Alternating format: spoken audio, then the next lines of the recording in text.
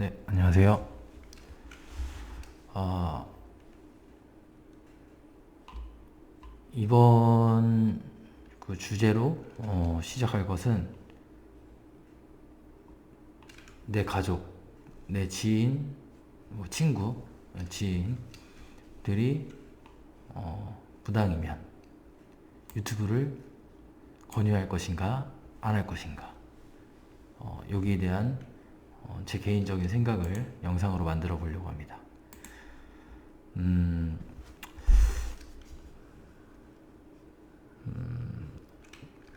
좀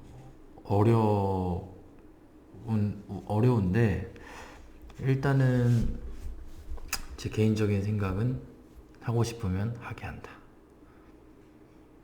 요게 일단 기본 전제로 깔리고 시작하는 것 같습니다.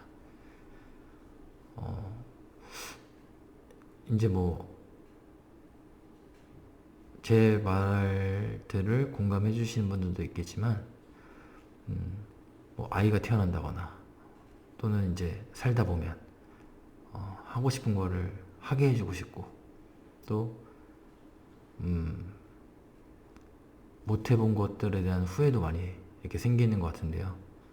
뭐 유튜브 안에서 후회할 정도는 아니겠지만, 하고 싶은 거를 하게 해주고 싶고, 일부 이제 유튜브를 찍으시는 이제 무당 선생님들께도 안 좋은 비판 여론, 뭐 비난이 있다는 것을 분명히 알고 있습니다. 알고 있지만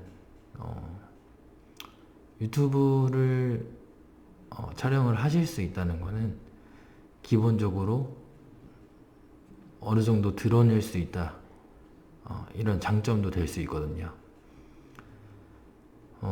항상 모든 것에는 장단점이 분명히 있기 때문에 그것을 장점으로 보냐 단점으로 보냐는 보는 사람의 입장 차이 또는 견해, 관점의 차이인 것 같습니다.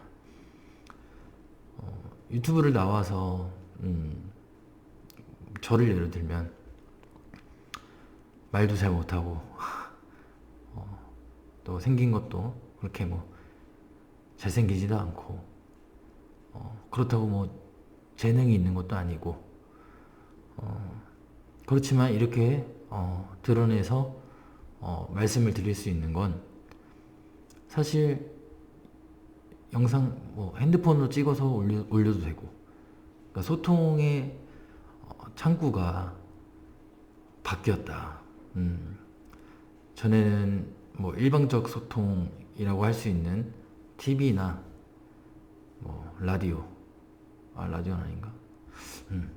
일방적 소통으로 할 수 있는 뭐 TV나 뭐 책, 뭐 이런 것들을 통해서 어떠한 정보들이나 지식들이 전달이 됐다고 하면, 요즘 같은 경우에는 뭐 블로그도 있고 또 인스타그램, SNS, 그리고 유튜브 이렇게 있기 때문에 누구나 자기 의견을 표출할 수 있고 또 표현할 수 있고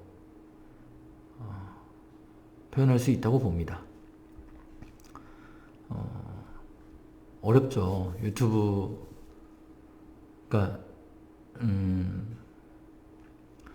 유튜브를 찍으시는 선생님들 중에서도 뭐 당연히 그분들의 장단점도 있고 과오도 있겠죠.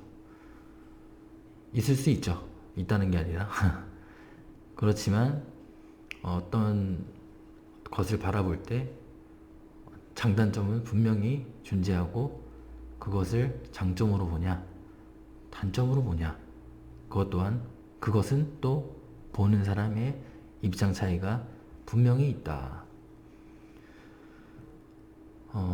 다시 돌아가서 제 가족이 또는 제 지인이 무당이었을 때 유튜브를 찍게 하겠냐?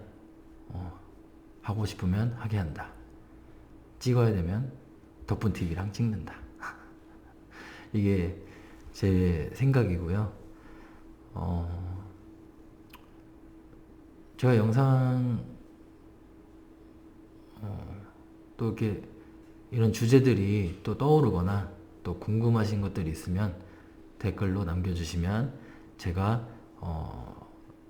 영상을 만들어서 제 개인적인 생각이나 또 이렇게 무당 선생님들 만났던 내용들이나 그로 인해서 알았던 경험들을 잘 전달해 드릴 수 있도록 하겠습니다. 감사합니다. 댓글 많이 남겨주세요.